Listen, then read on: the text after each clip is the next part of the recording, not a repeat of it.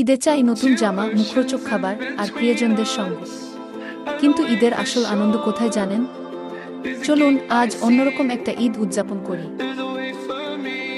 রাফি দেখল পাশের বাড়ির বৃদ্ধা আনোয়ারা খালা একা বসে আছেন। ছেলে বিদেশে, ঈদের দিনেও কেউ তার খবর নেয়নি। তার চোখে মুখে বিষণ্ণতার ছায়া। রাফি মায়ের কাছ থেকে কিছু সেমাই, বিরিয়ানি আর একটা নতুন শাড়ি নিল। তারপর আনোয়ারা খালার দরজায় গিয়ে বলল, খালা, ঈদ মোবারক। আনোয়ারা খালার চোখে জল। তিনি বললেন, বাবা, আজ কতদিন পর মনে হলো আমিও কারো আছি। রাফি বুঝল ঈদের আসল খুশি লুকিয়ে আছে অন্যের মুখে হাসি ফোটানোর মাঝে। আসুন এই ঈদে আমরাও রাফির মতো হই।